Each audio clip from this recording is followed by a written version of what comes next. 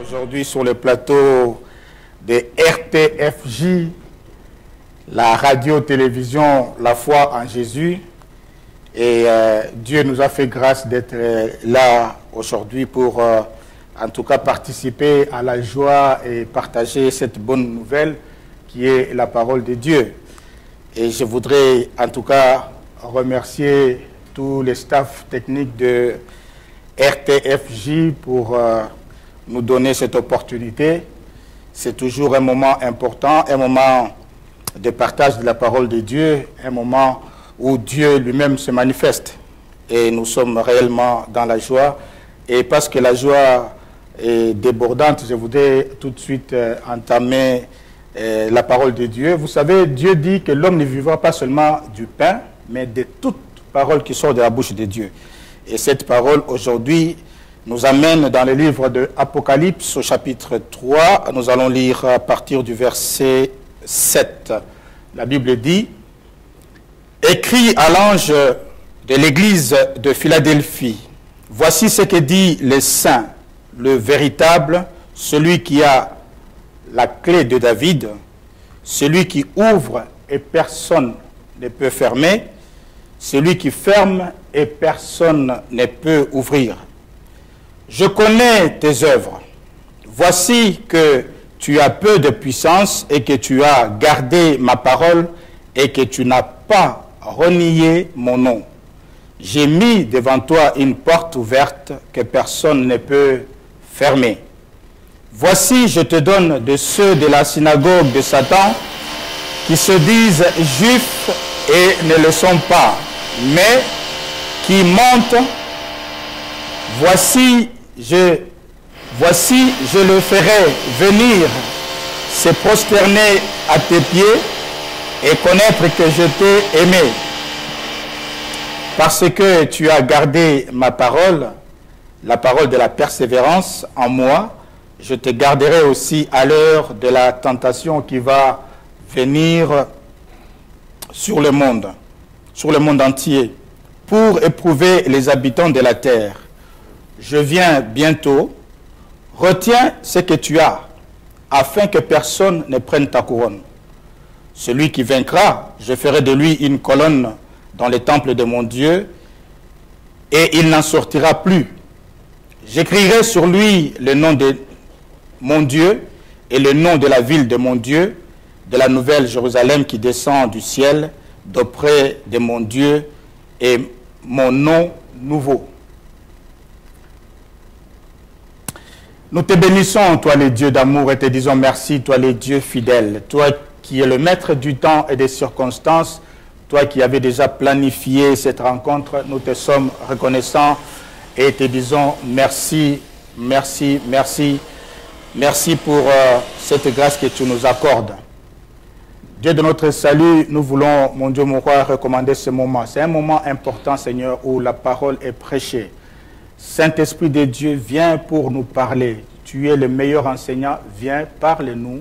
Dispose les cœurs de ton peuple pour que tout ce que nous aurons à faire corresponde à ton plan et à ta volonté. Sois loué, Père, sois glorifié au nom de Jésus-Christ. Amen. Je voudrais simplement demander, en tout cas, mes excuses, présenter mes excuses pour cette gêne des environs, mais nous comptons sur le Seigneur pour que tout puisse bien se passer. Oui, je voulais dire, aujourd'hui je voulais parler de cette parole qui est dans le livre d'Apocalypse, où la Bible commence en nous disant, écrit à l'ange de Philadelphie. Philadelphie, c'est au jour d'aujourd'hui, se trouve dans la partie de Turquie actuelle. Et dans cette ville-là, il y a encore des vestiges de cette église-là, l'église dont Jean nous parle. Mais ce soir, je voudrais simplement relever quelques détails importants. La Bible dit, voici ce que dit le Saint, le véritable, celui qui a la clé de David, celui qui ouvre et personne ne fermera, celui qui ferme et personne n'ouvrira. Bien aimé, je voudrais dire que celui qui parle là, il s'agit bien sûr de Jésus-Christ de Nazareth. Je voudrais aussi insister pour dire, Jésus, ce n'est pas n'importe qui. Jésus, c'est Dieu lui-même. Dieu qui a pris la forme humaine et qui est venu pour apporter la solution aux problèmes qui tourmentent son peuple sur cette terre. Et je suis réellement dans la joie parce que Jésus dit des choses claires et nettes. Il dit, voici ce que dit le Saint, le véritable. Donc Jésus-Christ est le Saint et le véritable. Le véritable, c'est Jésus de Nazareth. Bien-aimé, il dit ici que il ouvre et personne ne peut fermer.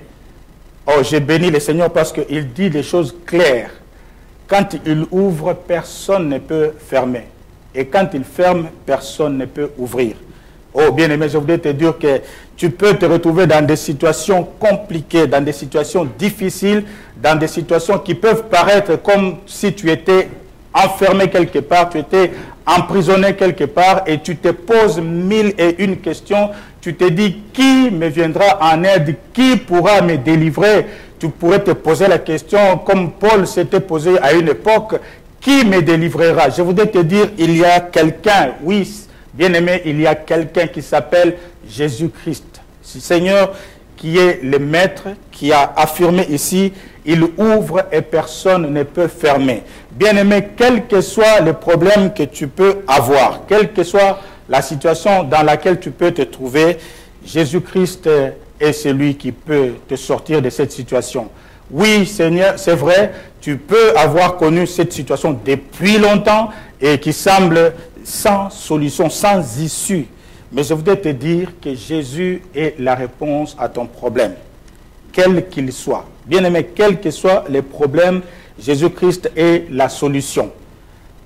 J'avance tout doucement parce que je voudrais quand même qu'on termine ce texte. La Bible dit, voici parce que tu as peu de puissance et que tu as gardé ma parole et que tu n'as pas renié mon nom. Bien-aimé, ce qui importe pour Jésus-Christ, c'est de pouvoir garder la parole de Dieu. Tu pourrais certainement te dire, je ne suis pas puissant, je regarde certaines personnes à la télévision, quand ils ordonnent, on voit des choses exceptionnelles, spectaculaires, et toi tu te mets à douter, tu te dis, est-ce que Dieu me voit, est-ce que moi je suis capable de faire telle ou telle chose? Je voudrais te dire, le Dieu qui te connaît, le Dieu que tu sers, lui il dit clairement, voici parce que tu as peu de puissance. Oui, bien sûr, parce que tu as peu de puissance, au fond de toi, tu commences à douter, tu commences à avoir peur. Mais il affirme en disant, parce que tu n'as pas renié mon nom. Alléluia. Parce que tu as gardé ma parole. Qu'est-ce qui est important? Bien aimé, ce qui importe pour Jésus-Christ, comme pour Dieu d'ailleurs, c'est que tu puisses garder sa parole. Je voudrais ici insister pour dire, bien aimé, que ta foi soit fondée, que ta foi soit enracinée, que ta foi, bien-aimée, n'ait pour origine que la parole et la parole de Dieu seule. Ne fonde pas ta foi sur un être humain. Pas sur moi. En tout cas, moi, je ne t'encouragerai pas de dire oui parce que le pasteur Jean-Pierre est là, donc c'est assez... Non. Je voudrais que tu fondes ta foi sur Jésus-Christ. Sur la parole, toute parole que Jésus-Christ prononce, tu dois prendre cette parole et garder cette parole. Comme il le dit lui-même, il témoigne. Je signale au passage que dans les livres d'Apocalypse, c'est la seule église qui n'a pas eu de reproche. Pourquoi Jésus ne lui reproche rien? Tout simplement parce qu'elle a gardé la parole. Bien-aimé, quand tu gardes la parole, Dieu qui te voit dans cette fidélité ne t'oublie jamais et ne t'oubliera jamais. Garde la parole de Dieu. Bien-aimé, la Bible dit dans le livre d'Ésaïe, la Bible dit clairement que ma parole est comme la pluie et la neige. Quand elle tombe, elle ne peut pas retourner à Dieu sans avoir accompli la mission pour laquelle elle a été dite. Je voudrais que tu fondes ta foi sur la parole de Dieu. Pas sur les expériences des autres. Non, bien-aimé. Chacun de nous est appelé à vivre une expérience personnelle, particulière. C'est bien, les expériences peuvent nous aider à croire que le Dieu qui a aidé telle personne, qui a agi dans la vie de telle personne, agira aussi pour moi. C'est vrai, Mais je voudrais insister pour dire, Dieu dit clairement, parce que tu as gardé ma parole. Bien-aimés, gardons la parole de Dieu. Que la parole de Dieu soit véritablement notre base, notre soutien sur lequel, notre fondement sur lequel nous pouvons et nous devons nous appuyer. Pas nous pouvons, mais nous devons nous appuyer sur ce que la parole de Dieu affirme. Et je voudrais t'encourager, bien-aimé, quelle que soit la situation que tu traverses, c'est Jésus qui a dit, voici, je suis le véritable, celui qui ouvre et personne ne fermera. Bien-aimé, il ouvre toute situation, quelle qu'elle soit. Que tu aies des problèmes pour concevoir, des problèmes de stérilité qui durent depuis longtemps. Je voudrais te dire que moi qui te parle, j'ai été confronté à cette situation. Le médecin m'avait dit clairement, sans embâche, clairement, s'appuyant sur les résultats, me dire, messieurs, tu ne pourras pas avoir d'enfant. Je t'encourage donc d'adopter. C'est vrai qu'à l'instant où on m'a annoncé cela, ça m'a dérangé. Mais gloire soit rendue à notre Dieu parce que quand j'en ai parlé autour de moi avec mes frères en Christ, mes frères m'ont soutenu pour dire, les dieux que nous servons avec fidélité ne te laissera pas tomber. Et je peux vous garantir qu'il ne m'a pas laissé tomber. Au jour d'aujourd'hui, j'ai des enfants. Donc c'est pour vous dire que Dieu ne ment pas. La parole de Dieu reste la vérité. Jésus dit, je suis celui qui ouvre et personne ne peut fermer. La médecine n'a pas pu fermer nos organes ou nos organismes pour ne pas avoir d'enfants. Il a ouvert et nous avons eu des enfants. Pas un enfant, mais des enfants. Amen.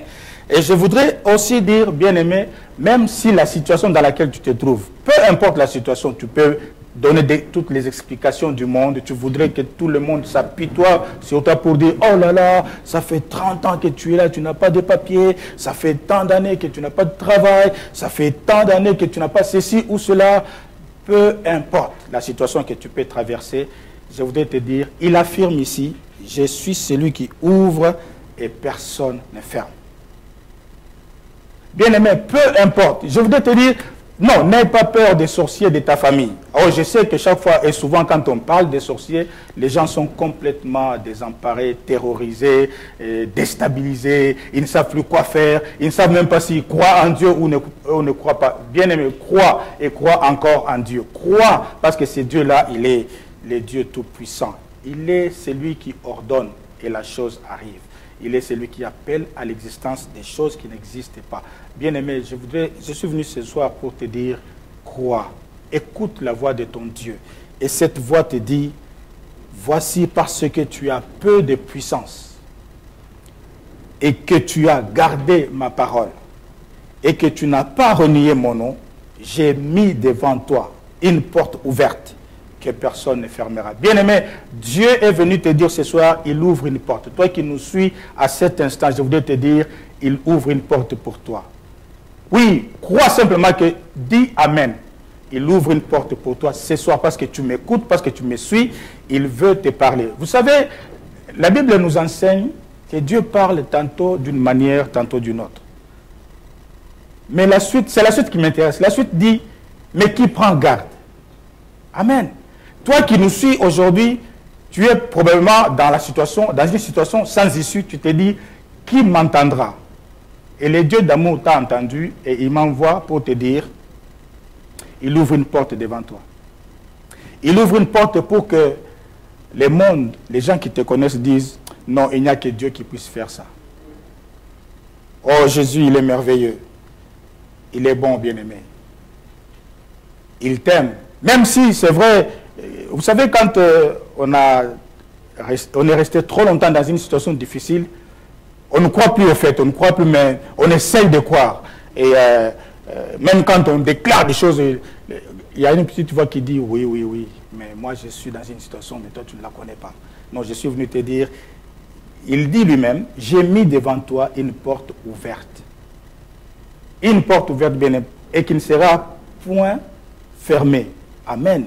Donc, Dieu est venu ce soir pour te dire, j'ai mis devant toi une porte ouverte.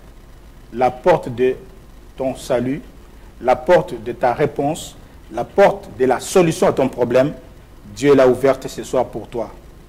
Oh, je voudrais que tu sautes pour dire Amen, parce que Dieu a ouvert une porte pour toi. Écoute ce que dit la parole de Dieu. Verset 9. Voici, je te donne ceux de la synagogue de Satan, qui se disent juifs et ne le sont pas, mais qui mentent. Bien-aimé, je suis dans la joie, puisque Dieu dit, je te donne ceux de la synagogue de Satan. Je voudrais dire, Dieu nous donne et les sorciers, et les magiciens, et les marabouts, et les féticheurs, tous ceux de la synagogue de Satan, Dieu nous les donne. Alléluia. Bien-aimé, je voudrais te... Prends conscience, prends courage. Aie confiance en Dieu. Dieu dit, je te donne. Il ne dit pas, va combattre. J'entends les gens qui combattent par-ci, qui combattent par-là. Non. Dieu te donne. Alléluia. Dieu ne te demande pas d'aller combattre. Non. Il dit, voici, je te donne de ceux de la synagogue de Satan. Dieu te donne. C'est-à-dire, tu les as. Ils ne peuvent rien contre toi. Ils ne pourront rien contre toi, puisqu'il a dit, j'ai ouvert.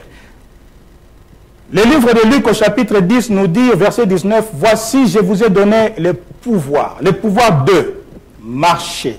Bien-aimé, quand tu marches, un enfant de Dieu, un vrai enfant de Dieu, quand il marche, la synagogue de Satan est sous ses pieds. Je veux dire, ils sont sous tes pieds. Les sorciers de ta famille sont sous tes pieds. Les magiciens de ta famille sont sous tes pieds. Ceux qui sont allés dans les cimetières pour chercher je ne sais quel pouvoir, ils sont sous tes pieds. Bien-aimé, aie confiance parce que Dieu le dit. Voici, je te donne. Bien-aimé, si Dieu dit je te donne, il te donne. Tu domines. Tu domines. Tu es appelé à dominer. Voilà pourquoi Christ est venu sur la terre. Pour que toi et moi, nous puissions dominer le monde des ténèbres. Oh, je voudrais te dire, n'aie pas peur. Qu'ils te racontent tout ce qu'ils veulent, qu'ils disent tout ce qu'ils veulent. Sois simplement un vrai enfant de Dieu.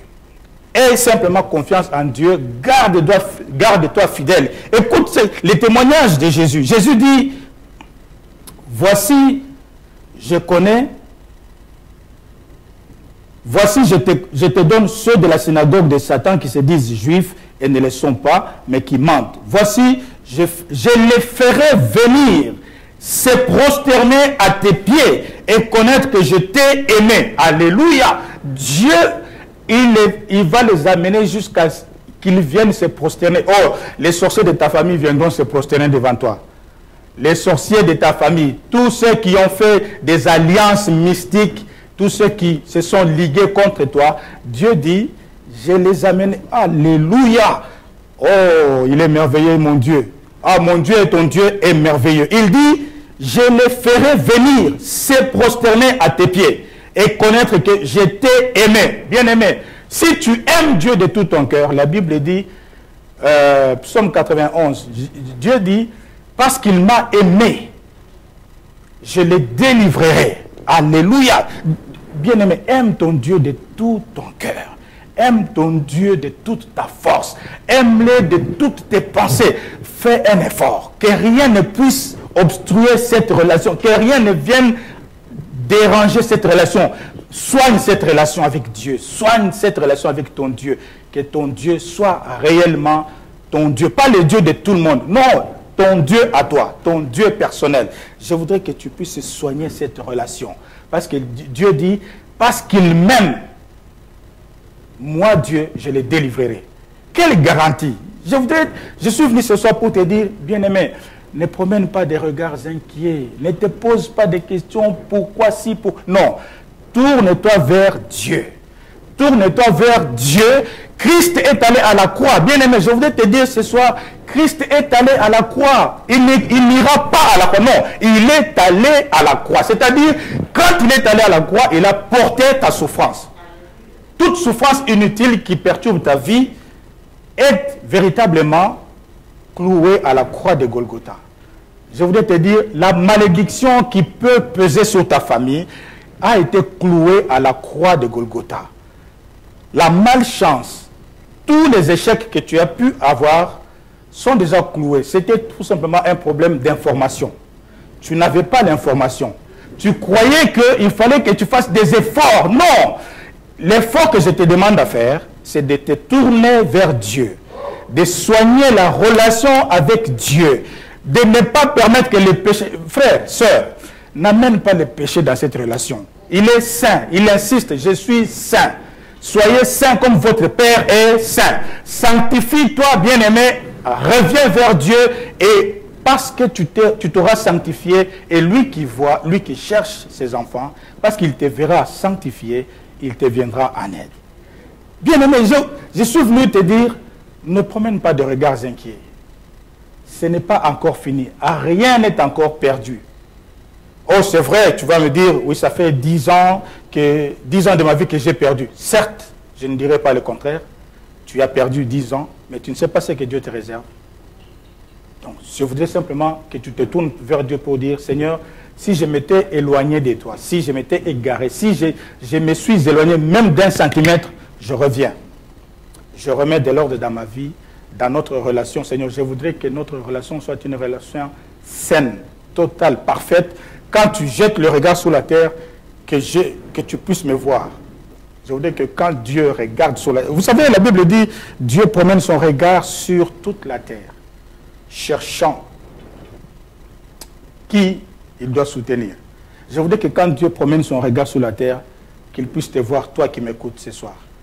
Qu'il puisse véritablement dire... Vous savez, je le répète encore, dans Apocalypse, dans tous les messages des églises, c'est la seule église où Christ n'a pas condamné, n'a pas reproché. Garde la parole de Dieu véritablement dans ta vie, que cette parole, mon frère et ma soeur, que cette parole guide tes pas. Que cette parole soit les fondements sur lesquels tu t'appuies. Qu'il neige, qu'il vente, qu'il pleuve, que la parole de Dieu reste. C'est sur quoi tu peux t'appuyer. Que tu sois enraciné dans la parole. Bien-aimé, je voudrais t'encourager à lire cette parole, à la lire tous les jours, à la méditer tous les jours. Je sais que les gens aiment souvent exposer leurs problèmes, venir avec leurs charges, leurs difficultés. Ils essayent, bien sûr. Je pense que quand ils font ça, c'est pour exorciser un petit peu, pour pensant qu'en parlant, ils vont peut-être se décharger. Non, non, non. Viens avec ton problème. Jésus dit, venez à moi, vous tous qui êtes fatigués et chargés. Je vous donnerai du repos. Viens avec ton problème. Non, ça fait 10 ans que tu les traînes avec toi. S'il te plaît, apprends à déposer ces problèmes. Dépose-les aux pieds de Jésus-Christ. Dépose-les sur Christ. Dépose-les parce que la Bible dit, lui, dans les livres de 1 Pierre, il dit, lui seul prendra soin de nous. Déchargeons-nous sur lui de tous nos soucis. Oh, je voudrais que ton souci, tu puisses les décharger. Ton souci, tu puisses les décharger sur Christ. Peu importe ce que tu vis. Oh, bien-aimé, je sais, quand on a dépassé un certain âge, on se pose mille et une questions. Un jour, j'ai surpris quelques sœurs qui étaient dans l'église. Bon, ça fait il y a très longtemps, donc sûrement vous ne pourriez pas les localiser. Et ces sœurs n'étaient pas mariées. Elles avaient la trentaine. Elles commençaient à se poser mille et une questions. Oui, est-ce que ça va encore, ça vaut encore la peine de se garder pour le Seigneur qu'on sort? Non, je voudrais te dire que toi aussi qui es là ce soir, qui semble être dans cette situation, qui dit, à mon âge, est-ce que je trouverai encore un homme? Est-ce que je trouverai encore une femme qui m'attend? Non, je voudrais te dire que mon Dieu est capable de faire déplacer quelqu'un d'Australie pour venir chez toi. Il est capable de faire déplacer quelqu'un, même de Belgique, hein, d'un autre coin, pour venir, parce qu'il veut que tu sois heureux. Il ne nous a pas créés, il ne nous a pas appelés dans la vie chrétienne pour que nous soyons les plus malheureux du monde. Et je voudrais ici, en tout cas, insister avec sérieux et solennité. Dieu ne nous a pas appelés à constituer un groupe de malheureux qui se soutiennent. Nous venons ici pour pleurer, pour nous soutenir, les plus malheureux du monde. Non, non, non, non, non. Nous sommes les héritiers de l'Éternel. Et nous sommes les co-héritiers de Christ. Bien aimé, co veut dire, cum en latin, veut dire et avec Christ. Donc nous sommes héritiers au même titre que Christ.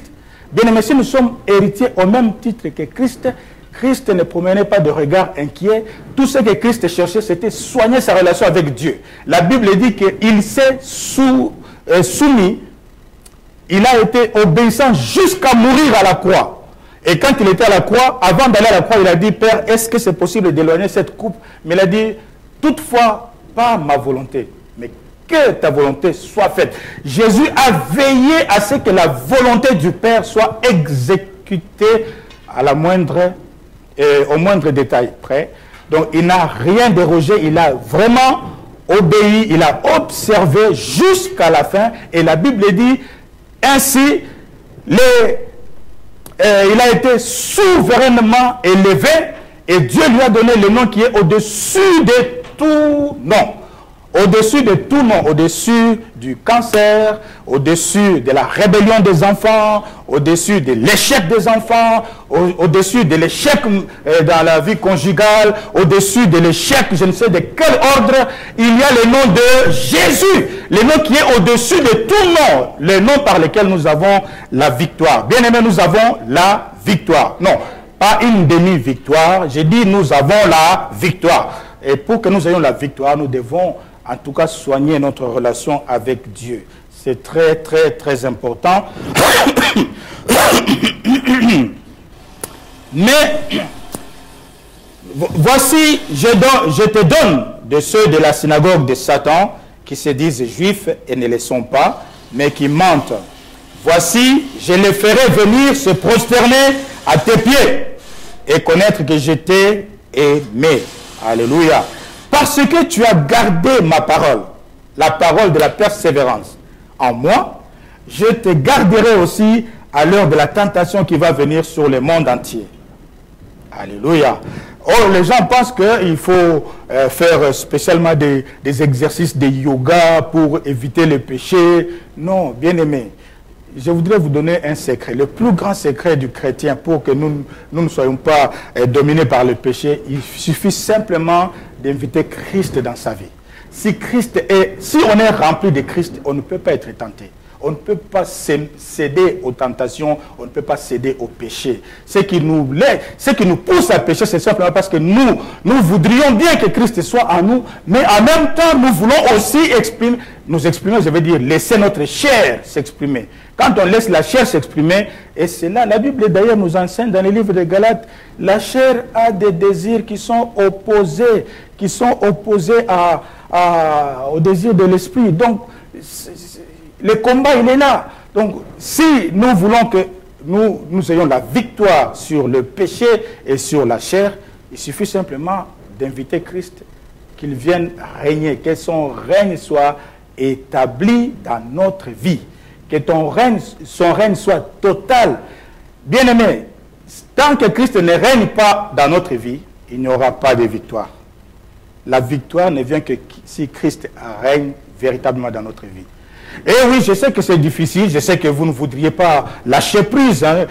Vous voulez combattre avec la chair, il y en a qui combattent une liste interminable de démons. Depuis qu'ils ont commencé à combattre, les démons sont toujours là. Je voudrais vous dire sincèrement, mais si Christ est en nous, nous sommes plus que vainqueurs. Alors si nous sommes plus que vainqueurs, nous n'avons pas le temps. Sincèrement, nous n'avons pas le temps de combattre les démons. Les démons doivent fuir d'eux-mêmes. Amen. Les démons doivent fuir d'eux-mêmes. La Bible dit qu'en Christ, nous sommes plus que vainqueurs. Alléluia. Bien aimé, je sais pas. Oh, peut-être que c'est moi qui ne comprends pas le français. Plus que vainqueur voudrait dire vainqueur au-dessus. C'est-à-dire plus que vainqueur. Alors comment on peut être plus que vainqueur et être dominé par le péché? Ah, ça, il faudrait que vous me l'expliquiez, parce que moi, je ne le comprends pas. Comment on peut être plus que vainqueur et être sous l'emprise des démons, des puissances des ténèbres, des maris de nuit ou des femmes de nuit. Non. Comment on peut être plus que vainqueur et être dominé par les démons? Non, ça c'est un langage païen. Païen 100%. Païen, je le souligne avec insistance, païen. On ne peut pas être plus que vainqueur. On ne peut pas être né de nouveau, né par Dieu, régénéré par l'Esprit de Dieu et être dominé par un démon, quel qu'il soit. Non, non, non. Les démons existent. Ils peuvent venir tenter, mais être dominé par les démons, non, non. Quand on est né de Dieu, non, ce n'est pas possible. Il faudrait que nous puissions revoir alors la Bible à ce moment-là. Mais bon, sincèrement, ce n'est pas le moment de revoir la Bible. Elle s'explique à elle seule. Jésus dit, je te donne de ceux qui... ceux de la synagogue de Satan. Jésus donne à ses enfants, à lui, il leur donne la garantie. Vous marcherez sur la puissance des ténèbres. Non, oh bien-aimé, la vie en Christ, c'est la meilleure vie qui soit, sincèrement. Il faut simplement connaître Christ, comment s'attacher à Christ, comment marcher avec Christ pour voir la victoire nous accompagner. Dieu ne peut pas dire des choses et le contraire en même temps. Dieu ne peut pas nous appeler au bonheur. La Bible dit clairement, celui qui demeure sous l'abri du Très-Haut, repose, repose, bien-aimé. Non, ce n'est pas moi qui dis. La Bible dit repose sous l'abri du Très-Haut. Comment on peut reposer sous l'abri du Très-Haut et continuer à combattre, à chasser les listes de je ne sais quel démon, je sais quel... Qu'est-ce qui se passe avec... Non, il dit, je te donne de ceux de la synagogue de Satan. Je te les donne, bien-aimé. En d'autres termes, tu domines sur tous les démons. Tu marches. Ils sont sous tes pieds, les démons. Ils sont piétinés, piétinés, piétinés tous les jours. Quand tu marches avec Christ, Christ en toi. Christ en toi, quand tu marches, les démons sont sous tes pieds. Tu n'as pas à chercher à combattre les démons de gauche, les démons de droite. Non, non, non. Tu marches, les démons sont sous tes pieds. Tu marches. Tu marches de victoire en victoire parce que c'est ce que la Bible dit. Mon serviteur, il se lèvera encore, il se lèvera jusqu'au zénith. Donc il n'est pas appelé à décroître. Non, non, non. Il est en montant, croissant. Il monte et il monte encore pour que la gloire de Dieu se manifeste. Oh, je suis dans la joie. Je voudrais t'encourager, véritablement toi qui voudrais voir la main bénissante de Dieu dans ta vie. La Bible dit, verset 10, « Parce que tu as gardé la parole de la persévérance en moi, je te garderai aussi à l'heure de la tentation qui va venir sur le monde. » Ce n'est pas toi qui te garderais. Non, il dit lui-même, « Je te garderai. » Dieu lui-même te gardera quand la tentation arrivera. Bien-aimé, si tu gardes la parole de la persévérance en Christ, Christ lui-même prend soin de toi. Et quand il prend soin de toi, il ne te laisse pas abattre, il ne te laisse pas gagner par la tentation. Non, j'entends ici ou là, oh, il a été gagné par la tentation, il a fait ceci. Non, frères et sœurs, soyons sérieux. Dieu n'est pas un homme pour mentir. Non, Dieu n'est pas un homme pour mentir, ni un fils de l'homme pour oublier ce qu'il a dit. Non, en Christ, on marche de victoire en victoire. Oui, on n'est pas... Il dit lui-même, je te garderai aussi à l'heure de la tentation qui va venir sur le monde pour éprouver les habitants de la terre. Je viens bientôt. Retiens ce que tu as, afin que personne ne prenne ta couronne. Bien-aimé, qu'est-ce que toi tu as? Tu as la tradition, tu as les déclarations de je ne sais qui de ta famille. Qu'est-ce que tu as? Bien-aimé, je voudrais te dire ce soir, la Bible dit, garde ce que tu as. Si tu as les dépôts de Dieu, garde-les. Si tu as la parole de Dieu, garde cette parole. Veille à appliquer cette parole. Job nous dit, j'incline mon cœur pour appliquer la parole de Dieu. Incline ton cœur véritablement à appliquer cette parole. Incline le cœur de Dieu, ton cœur pour appliquer la parole de Dieu. La Bible dit, je viens bientôt. Le Seigneur revient bientôt, il vient bientôt. Ce n'est pas une farce, même si c'est vrai, il y a des gens qui plaisantent avec ça. Moi, je ne suis pas venu pour plaisanter, je vous dis sincèrement et sérieusement. Il dit lui-même, je viens bientôt. Retiens ce que tu as, afin que personne ne prenne ta couronne. Celui qui vaincra, je ferai de lui une colonne.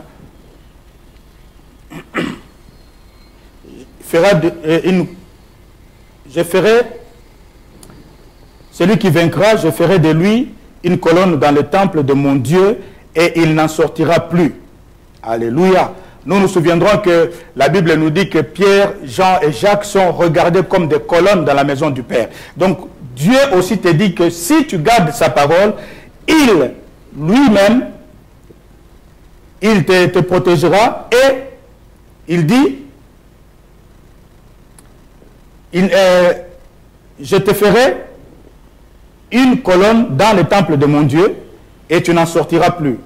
J'écrirai sur lui le nom de mon Dieu et le nom de la ville de mon Dieu et le nom de la nouvelle Jérusalem qui descend du ciel d'auprès de mon Dieu et mon nouveau nom. Je voudrais vraiment, bien aimé, que ces quelques instants que Dieu nous a accordés te permettent, toi qui pouvais encore avoir des doutes, vraiment de réajuster ta vie, de remettre de l'ordre dans ta vie. De remettre de l'ordre dans ta vie parce que Dieu t'aime. Dieu veut véritablement que tu puisses être sauvé. Il ne pouvait pas envoyer Christ pour que tu sois livré à toi-même, pour que tu sois malheureux sur cette terre. Non, si Christ est venu, c'est pour nous racheter, c'est pour nous justifier. Nous sommes justifiés, bien-aimés, nous ne sommes pas coupables, nous ne sommes plus coupables. En Christ, nous sommes justifiés. Nous sommes vraiment lavés et le sang de Christ nous justifie, nous lave, nous purifie. Et quand nous nous présentons devant le trône de la grâce de Dieu, nous sommes justifiés et nous pouvons nous approcher avec assurance et confiance parce que sans reproche ni jugement. Nous allons prier pour que cette parole tombe dans la bonne terre et nous amène à soigner cette relation avec Dieu. Bien-aimés, si l'église de Philadelphie a été trouvée agréable aux yeux de Dieu, c'est parce qu'elle a gardé la parole de Dieu. Je voudrais que toi aussi, tu puisses vraiment remettre de l'ordre pour garder vraiment la parole de Dieu. Mais si tu ne la lis pas, c'est très difficile de la garder aussi.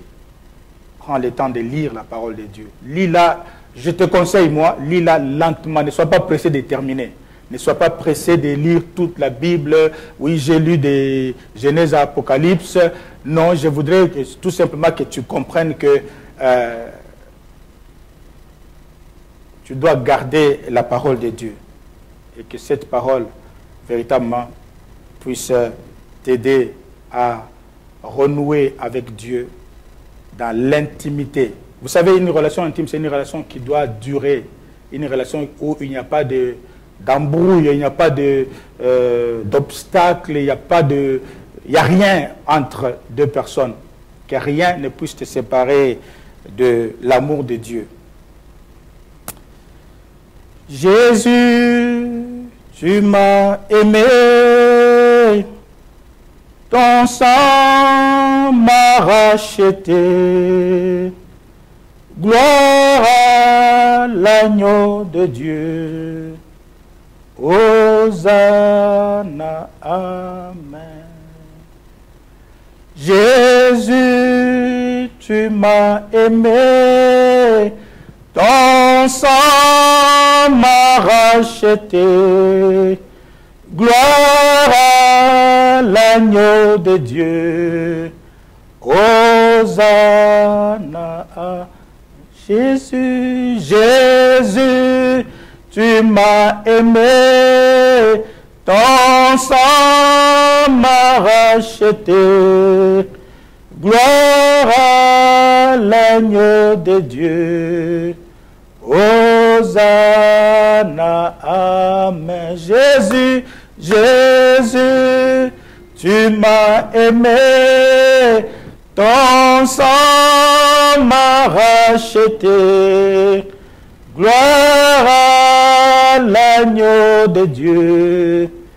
Hosanna, Amen. Bien-aimés, prenons le temps de prier par rapport à cette parole. Nous qui connaissons notre réelle relation avec Dieu, je voudrais t'encourager ce soir de revenir, de t'approcher encore de Dieu.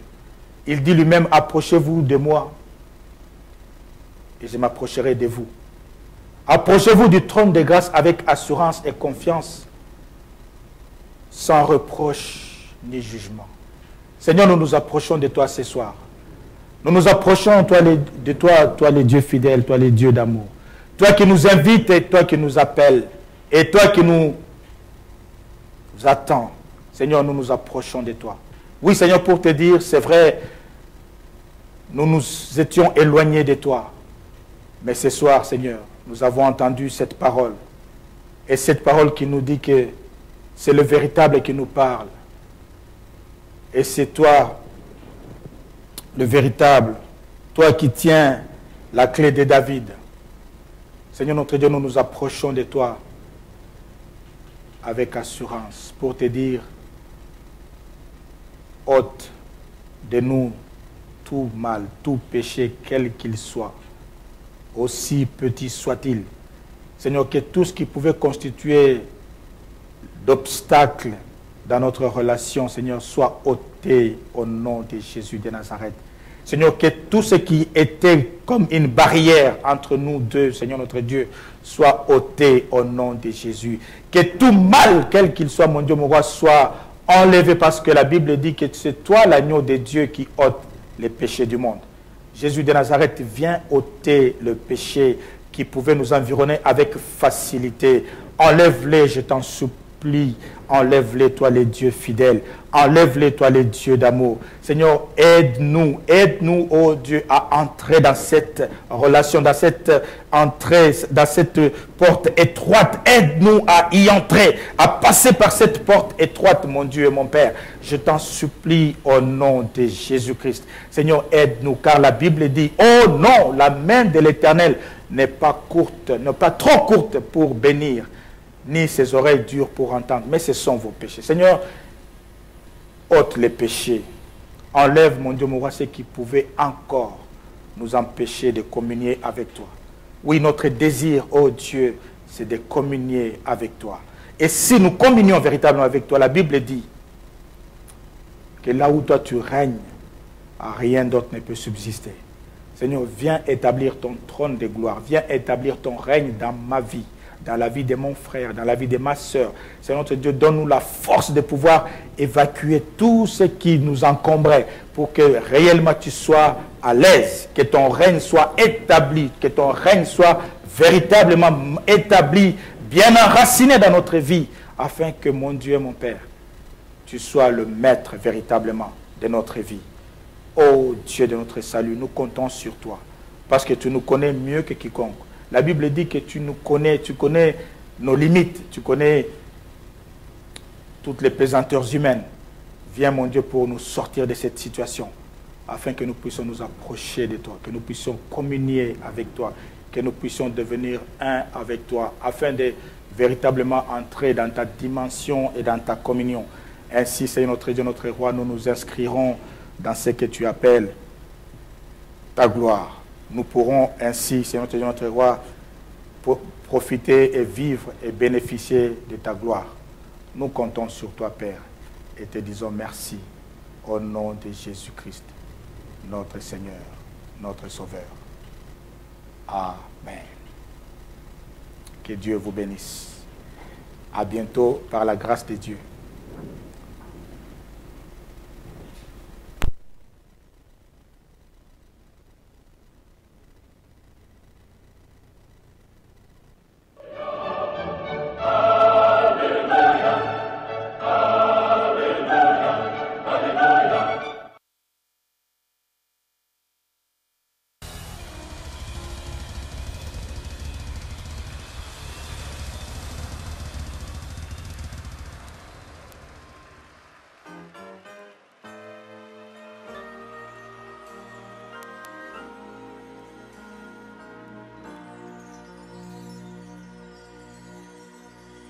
To God, give thy glory. To God.